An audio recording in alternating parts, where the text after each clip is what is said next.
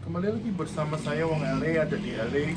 Hari ini puji Tuhan kita sudah memasuki kitab Kisah Para Rasul. Kitab yang luar biasa. Kitab tentang tema pekabaran Injil yang penuh dengan keberhasilan melalui karya Roh Kudus. Kita perlu belajar bagaimana melalui kitab ini kita boleh memberitakan Injil.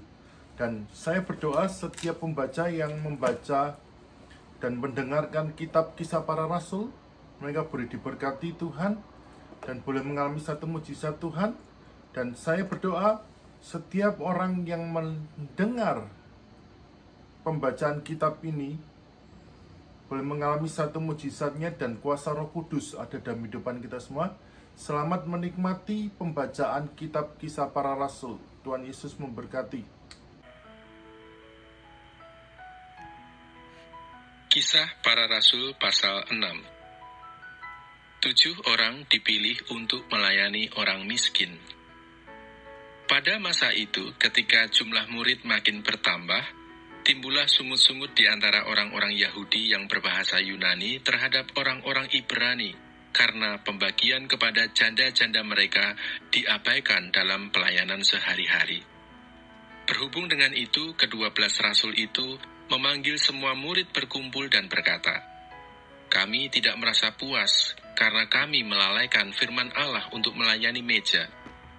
Karena itu, saudara-saudara, pilihlah 7 orang dari antaramu yang terkenal baik dan yang penuh roh dan hikmat, supaya kami mengangkat mereka untuk tugas itu, dan supaya kami sendiri dapat memusatkan pikiran dalam doa dan pelayanan firman."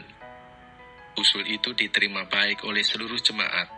Lalu mereka memilih Stefanus, seorang yang penuh iman dan Roh Kudus, dan Filipus, Prokorus, Nikanor, Timon, Parmenas, dan Nikolaus, seorang penganut agama Yahudi dari Antioquia.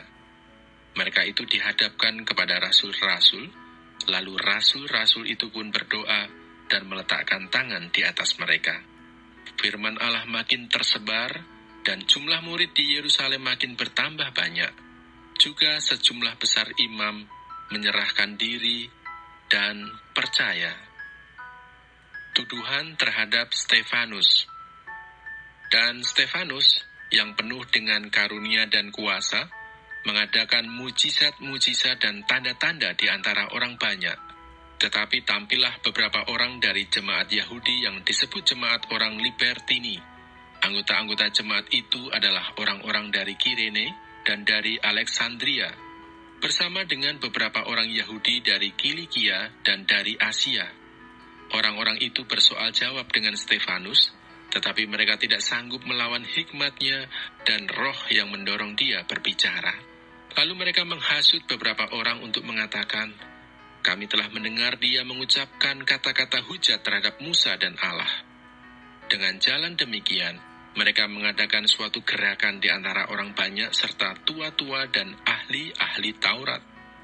Mereka menyergap Stefanus, menyeretnya dan membawanya ke hadapan mahkamah agama.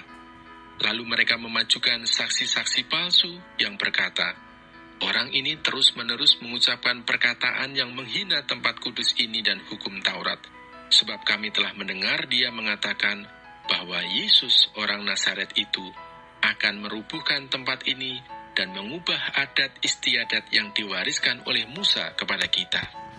Semua orang yang duduk dalam sidang mahkamah agama itu menatap Stefanus. Lalu mereka melihat muka Stefanus sama seperti muka seorang malaikat.